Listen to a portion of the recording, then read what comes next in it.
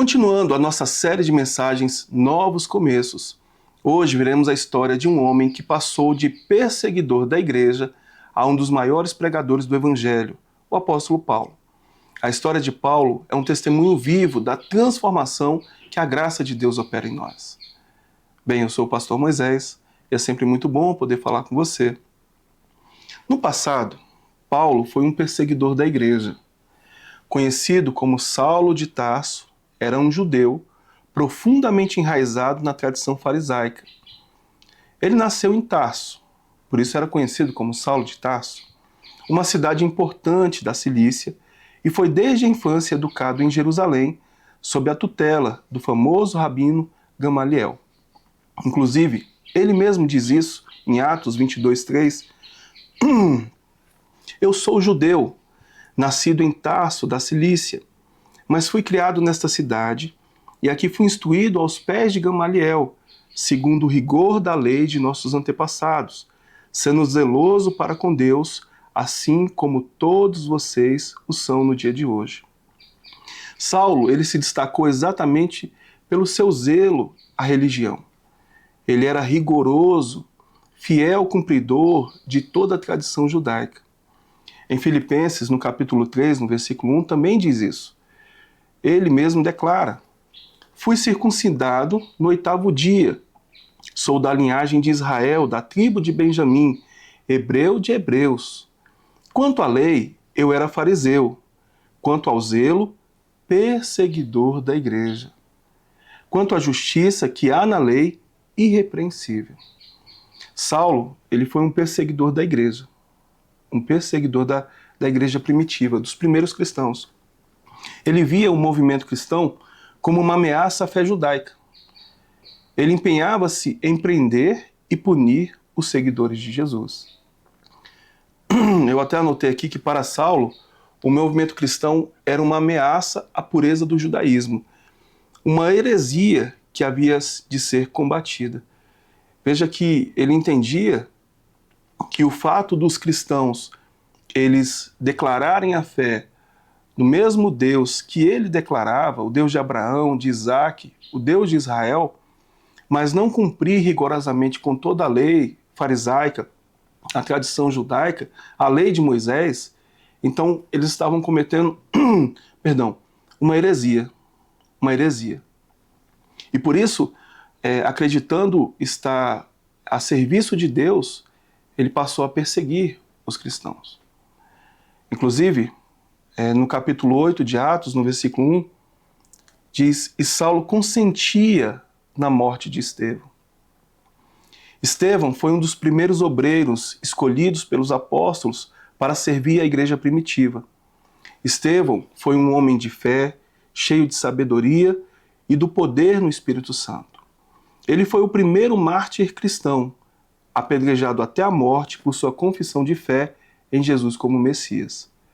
Inclusive, Atos 6:8 dá testemunho a respeito de Estevão quando diz: Estevão, cheio de graça e de poder, fazia prodígios e grandes sinais entre o povo.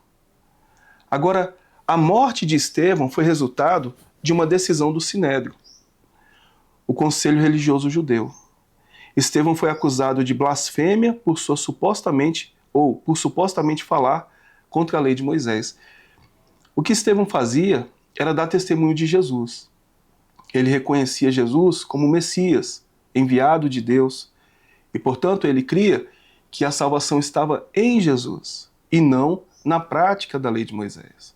E por conta disso, Estevão foi julgado, ele foi sentenciado e foi apedrejado até a morte. E Paulo consentia nisso. Como nós vimos no versículo 1 do capítulo 8, e Saulo, até então conhecido como Saulo, consentia na morte de Estevão. Naquele dia, teve início uma grande perseguição contra a igreja em Jerusalém. Todos, exceto os apóstolos, foram dispersos pelas regiões da Judéia e da Samaria. No versículo 2, alguns homens piedosos sepultaram Estevão e fizeram grande lamentação por ele. Saulo, porém, queria destruir a igreja. Indo de casa em casa, arrastava homens e mulheres, lançando-os na prisão. Após a morte de Estevão, Saulo intensificou as perseguições, prendendo homens e mulheres e de todas as formas, tentando destruir a igreja de Jesus. A igreja recém-inaugurada, recém-iniciada, os primeiros cristãos, a igreja primitiva.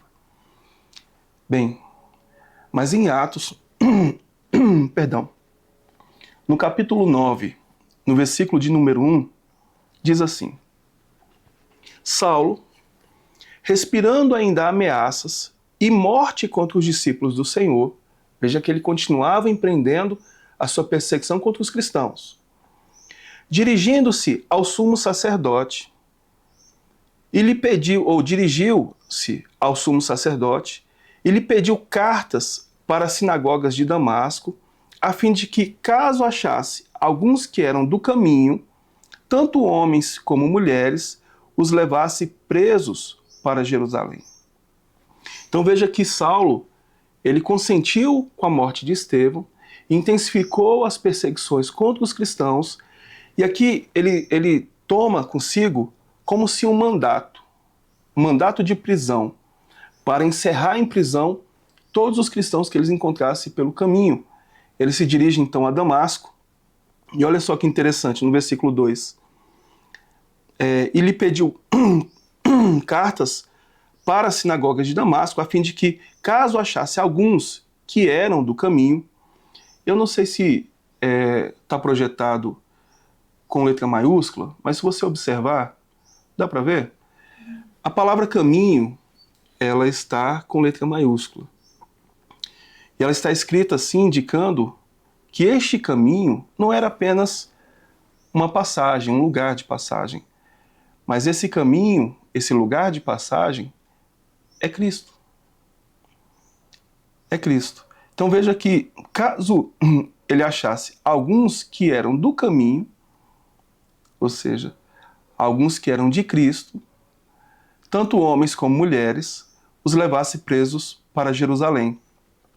Eu fiz aqui uma observação que eu queria fazer um comentário, no mínimo interessante. A salvação não é ir na direção de um lugar. A salvação é ir na direção de alguém. E este alguém é Cristo. Ele é a nossa salvação. Veja que Paulo persegue os cristãos, que eram conhecidos como aqueles do caminho. E quando fala caminho, está se referindo a Cristo, aqueles que eram de Cristo. Aqueles que tinham em Cristo a sua salvação. Veja, a salvação não é geográfica. Não era a salvação de um lugar para outro. A salvação não está em um lugar. A salvação está em alguém. E esse alguém é Cristo. Então, quando Paulo persegue os cristãos, aqueles que são do caminho, ele está perseguindo aqueles que encontraram a salvação que está em Cristo Jesus. Aí no versículo 3, continuando, diz: enquanto seguia pelo caminho, ao aproximar-se de Damasco, subitamente uma luz do céu brilhou ao seu redor. Ele caiu por terra e ouviu uma voz que lhe dizia: Saulo, Saulo, por que você me persegue? Ele perguntou: Senhor, quem é você? E a resposta foi: eu sou Jesus, a quem você persegue. Mas levante-se e entre na cidade, onde lhe dirão o que você deve fazer.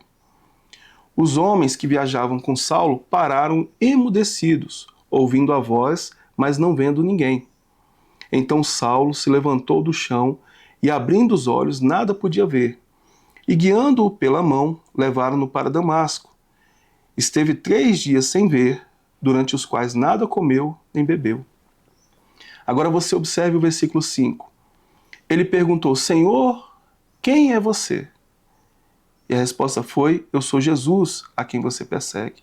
Então, enquanto Paulo estava a caminho de Damasco, com mandato de prisão, para prender aqueles que são do caminho, aqueles que são de Cristo, Jesus então se revela, ele aparece a Paulo, a exemplo do primeiro episódio que nós vimos, uma teofania, onde Deus aparece para Moisés. Aqui Jesus, ele aparece para Paulo, uma cristofania, e ele pergunta: Saulo, Saulo, por que você me persegue? E olha a resposta dele. Tem como projetar o versículo 5? Ele perguntou: Senhor, quem é você? E a resposta foi: eu sou Jesus, a quem você persegue. E eu fiz aqui uma observação que eu gostaria de compartilhar com você. Jesus está afirmando que a perseguição que Paulo empreendia contra os cristãos e o seu propósito de destruir a igreja local era uma perseguição direta a ele mesmo. Isso evidencia a unidade entre Cristo e a igreja. Então, veja que enquanto os cristãos tinham a compreensão de que estavam sendo perseguidos por Paulo, porque de fato assim estava acontecendo, Jesus via como ele mesmo sendo perseguido. Jesus não via como os cristãos sendo perseguidos, a igreja sendo perseguida. Era ele mesmo quem estava sendo perseguido, a quem Paulo perseguia. Nisso a gente vê, isso fica evidente, a unidade que há entre os cristãos e a igreja, e Cristo. Veja que os cristãos, eles formam a igreja, e há uma unidade entre a igreja e Cristo. Portanto, quando alguém persegue o cristão, persegue a igreja, ele está perseguindo o próprio Cristo. Então, Jesus se revela a Paulo de forma graciosa, de forma misericordiosa. Mais do que se revelar, ele ainda diz: levante-se, entre na cidade, onde lhe dirão o que você deve fazer. E a partir daqui, inicia-se um novo começo na vida de Paulo, mediante a graça de Cristo, a graça de Deus. E agora no versículo 10, continuando, diz assim: havia em Damasco um discípulo chamado Ananias. O Senhor lhe apareceu numa visão e disse: Ananias. Ao que ele respondeu: eis-me aqui, Senhor. Então o Senhor lhe disse: levante-se e vá à rua que se chama Direita, e na casa de Judas procure um homem de Tarso chamado Saulo. Ele está orando, e numa visão viu entrar um homem chamado Ananias e impor-lhe as mãos para que recuperasse a vista. Ananias, porém, respondeu: Senhor, de muitos tenho ouvido a respeito desse homem, quanto mal tem feito aos teus santos em Jerusalém. Aqui em Damasco, ele tem autorização dos principais sacerdotes para prender todos os que invocam o teu nome. Mas o Senhor disse a Ananias: vá, porque este é para mim um instrumento escolhido para levar o meu nome diante dos gentios e reis, bem como diante dos filhos de Israel. Pois eu mesmo vou mostrar a ele quanto deve sofrer pelo meu nome. Então Ananias foi, e entrando na casa, impôs as mãos sobre Saulo, dizendo: Saulo, irmão, o Senhor Jesus, que apareceu a você no caminho para cá, me enviou para que você volte a ver e fique cheio do Espírito Santo. Imediatamente caíram dos olhos de Saulo umas coisas parecidas com escamas, e ele voltou a ver. A seguir, levantou-se e foi batizado, e depois de comer, sentiu-se fortalecido. Veja que eu fiz aqui também uma outra anotação, que a partir daqui, tudo se faz novo na vida de Paulo. A partir da aparição de Jesus, do encontro que ele tem com o Senhor, a partir do momento em que ele recebe o Espírito de Deus, tudo se faz novo. Paulo se torna um novo homem, inicia-se um novo começo na vida dele. Interessante que esse novo começo de Paulo não foi baseado em quem ele era, mas em quem Deus é. Deus é um Deus de graça que transforma os piores pecadores em instrumentos de louvor para a sua glória. Veja que Jesus poderia ter aparecido para Paulo para fazer justiça em favor da sua igreja. De repente, para vingar a sua igreja. Mas Jesus se revela a Paulo não para vingar-se ou para vingar a igreja, mas para salvá-lo. E mais do que isso, para tornar Paulo um instrumento para louvor da sua glória. Um instrumento de salvação, inclusive para os gentios. Bem, continuando, diz e depois de comer, Saulo sentiu-se fortalecido. Saulo permaneceu alguns dias com os discípulos em Damasco. Aí no 20. E logo nas sinagogas proclamava Jesus, afirmando que ele é o Filho de Deus. Todos os que ouviam Saulo estavam atônitos e diziam: não é este o que exterminava em Jerusalém os que invocam o nome de Jesus e veio para cá precisamente para prender e levá-los aos principais sacerdotes? Saulo, porém, mais e mais se fortalecia e confundia os judeus que moravam em Damasco, demonstrando que Jesus é o Cristo. E veja que a história de Paulo é um testemunho vivo da transformação que a graça de Deus opera em nós. Os próprios cristãos ficavam inseguros, desconfiados, porque como pode um homem que perseguia com tanta veemência a igreja, que encerrou em prisões alguns cristãos e que inclusive consentiu com a morte de outros, como pode agora esse homem vir pregar Cristo crucificado, pregar Cristo como Messias, e ainda com tanta eloquência, com tanto fervor? E é isso que a graça de Deus opera em nós.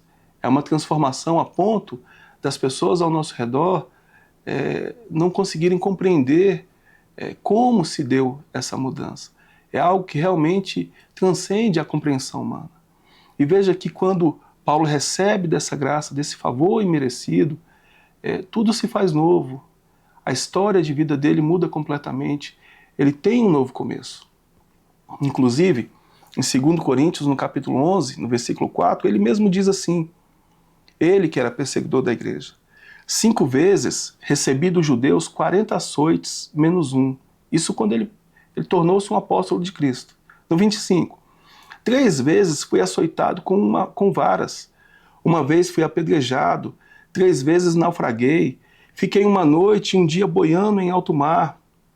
Em viagens, muitas vezes, em perigos de rios, em perigos de assaltantes, em perigos entre patrícios, em perigos entre gentios, em perigos na cidade, em perigos no deserto, em perigos no mar, em perigos entre falsos irmãos, em trabalhos e fadigas, em vigílias, muitas vezes, em fome e sede, em jejuns, muitas vezes, em frio e nudez.